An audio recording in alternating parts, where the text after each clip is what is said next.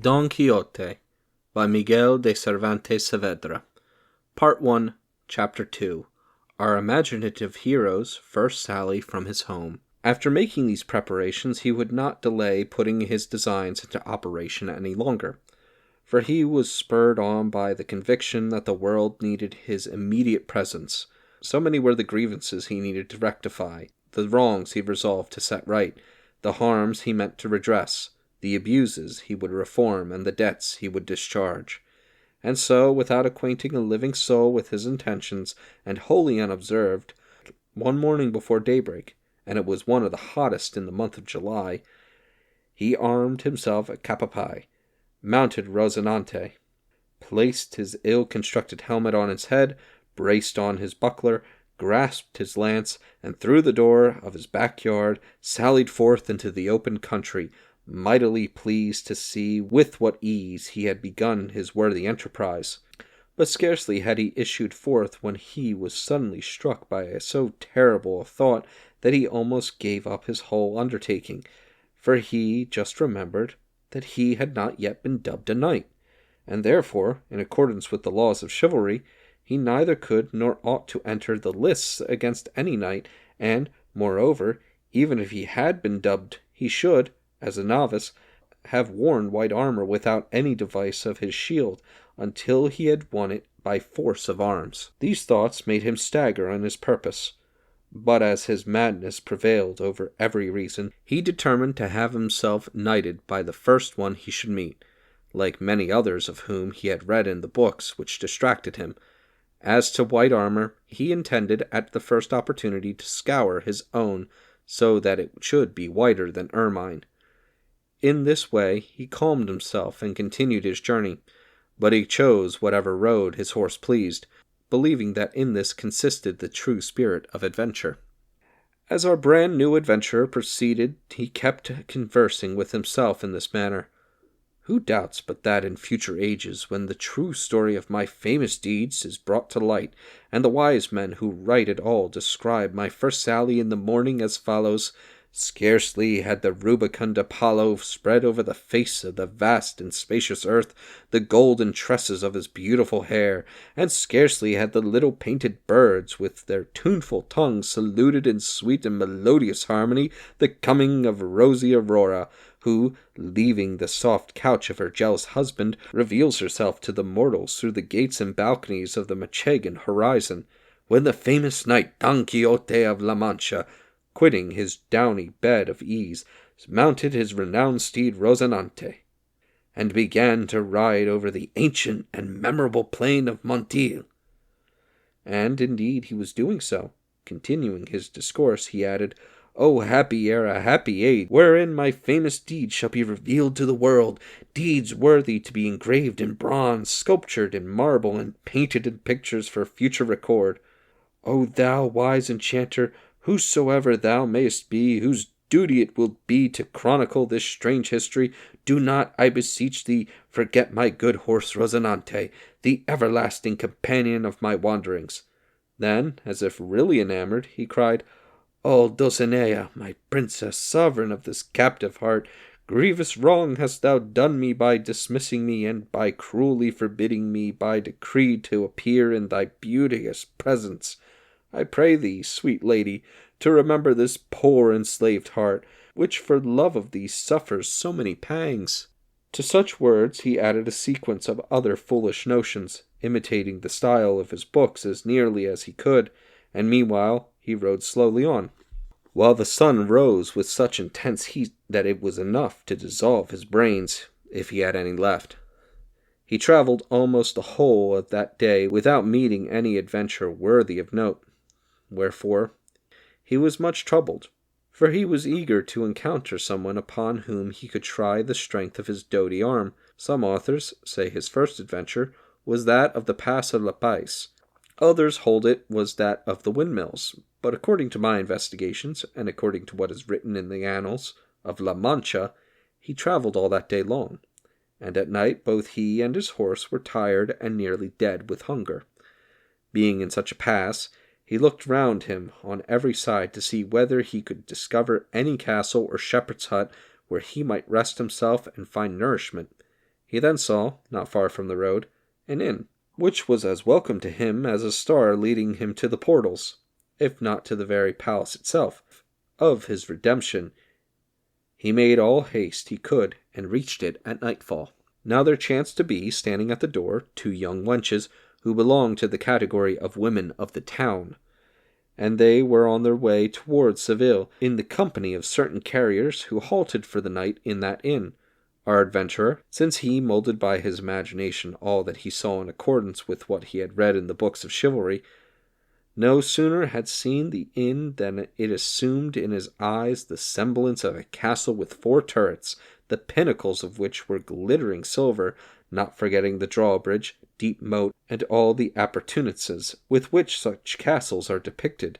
And so he drew near to the inn, which he thought was a castle, and at short distance from it he halted Rozinante, expecting some dwarf would mount the battlements to announce by trumpet blast the arrival of a knight-errant, and as Rozinante was pawing the ground impatiently in eagerness to reach his stable, he approached the inn door, and there saw the 2 young doxies, who appeared to him to be 2 beautiful damsels of graceful ladies enjoying the fresh air at the castle gate. It appeared also at this very moment that a swineherd, as he gathered his hogs, I ask no pardon, for so they are called, from the stubble field blew a horn which assembled them together, and instantly Don Quixote imagined it was what he expected, namely, that some dwarf was giving notice of his arrival. Therefore, with extraordinary satisfaction, he went up to the inn and the ladies. But when they saw a man armed in that manner draw near with lance and buckler, they started to take to their heels, full of fear. Don Quixote, perceiving their alarm, raised his pasteboard visor, and displaying his withered and dusty countenance, accosted them gently and gravely. "I beseech thee, your ladyships, do not flee, nor fear the least offence. The order of chivalry which I profess doth not permit me to do injury to anyone, and least of all to such noble maidens as your presences denote you to be."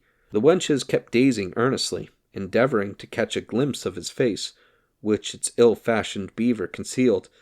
But when they heard themselves called maidens, a thing so out of the way of their profession, they could not restrain their laughter, which was so boisterous that Don Quixote exclaimed in anger, "Remember that modesty is becoming in beautiful ladies, whereas laughter without cause denotes much folly. However," added he, "I do not say this to offend you or to incur your displeasure, for my one desire is to do you honor and service." The strange language of the knight was not understood by the ladies, and this, added to his uncouth appearance, increased their laughter and his annoyance, and he would have proceeded further, but for the timely appearance of the innkeeper, a man who, by reason of his extreme corpulence, was of very peaceable disposition. As soon as he saw that uncomely figure all armed, in accoutrements so ill-sorted as were the bridle, lance, buckler, and corselet, he felt inclined to join the damsels in their mirth, but out of fear of such a medley of warlike gear he resolved to give him civil words, and so he said, "Sir Knight, if you are seeking for a lodging, you will find all in abundance here, with the exception of a bed, for there are none in this inn." Don Quixote, observing the humility of the governor of the fortress, for which the landlord and the inn appeared to him, answered, "Anything, Sir Castellan, suffices me. My armaments are arms. My pastime is in war." The host thought he called him a Castellan because he took him to be one of the simple Simon Castilians, whereas he was an Andalusian, one of those from the Sanlúcar shore, no less a thief than Cacus, and not less mischievous than a truant scholar or court page. And so he made him the following reply: "If so, your worship's beds must be hard rocks, and your sleep an everlasting watching. Wherefore you may boldly dismount, and I can assure you that you can hardly miss being kept awake all the year long in this house, much less one single night." Saying this, he went and held Don Quixote's stirrup, who forthwith dismounted, though with much difficulty, for he had not broken his fast all that day. He then told the host to take great care of his horse, saying that he was one of his finest pieces of horseflesh that ever ate bread.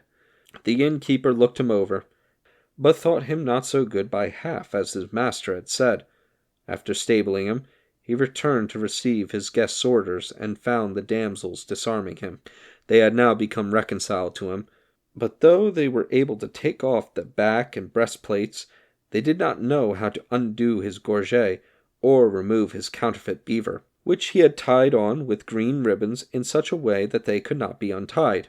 It was necessary to cut them, as the knots were so intricate, but he would not allow this to be done, and so he remained all that night with his helmet on, and was the strangest and pleasantest sight imaginable. And while he was being disarmed by those lights of love, whom he imagined to be ladies of quality of the castle, he said to them with great charm, "There never was on earth a knight so waited on by ladies fair as once was he, Don Quixote, hight, when first he saw his village dear, damsels to serve him ran with speed, and princesses to dress his steed." Or Rosinante, for that, ladies, is the name of my horse, and Don Quixote of La Mancha my own. I never intended to discover myself until deeds performed in your service should have proclaimed me. But the need of adapting to my present purpose the old ballad of Sir Launcelot has made my right name known to you before the season. But the day will come when your ladyship shall command and I obey, and the valor of my arm make plain my desire to serve you. The girls, unaccustomed to such flourishes of rhetoric, made no reply, but asked whether he would eat anything. "Fain would I break my fast," answered Don Quixote, "for I think that a little food would be of great service to me." That day happened to be a Friday, and there was nothing in the inn but some pieces of fish, called in Castile pollock, an Andalusian codfish, in some parts ling, and in others troutlets or porjack. They asked him if he would eat some troutlets, for they had no other fish to offer him. "Provided there are many little trout," answered Don Quixote, "they will supply the place of one salmon trout, for it is the same to me whether I receive 8 single reals or 1 piece of 8. Moreover, those troutlets may turn out to be like unto veal, which is better than beef, and kid, which is superior to goat. Be that as it may, let it come quickly, for the toil and weight of my arms cannot be sustained without the good government of the guts." As the air was cool, they placed the table at the door of the inn, and the landlord brought a portion of ill-soaked and worse-cooked codfish, and a piece of bread as black and mouldy as the knight's arms. It was a laughable sight to see him eat, for, as he had his helmet and his beaver up, he could not with his own hands feed himself, and so one of the ladies performed that service for him. But it would not have been impossible for him to drink, had not the innkeeper borrowed a cane, and, placing one end in his mouth, poured in the wine at the other end. All this he endured in patience rather than cutting the ribbons of his helmet. While he was at his meal, a sow gelder happened to sound his reed flageolet 4 or 5 times as he came near the inn. This was a still more convincing proof to Don Quixote that he was in a famous castle, where they were entertaining him with music, and that the poor jack was salmon trout, the bread of the purest white, the whores ladies, and the innkeeper the governor of the castle. All this made him applaud his own resolution and his enterprising sally. There was only one thing that vexed him. He regretted that he was not dubbed a knight, for he thought that he could not lawfully undertake any adventure until he had received the order of knighthood.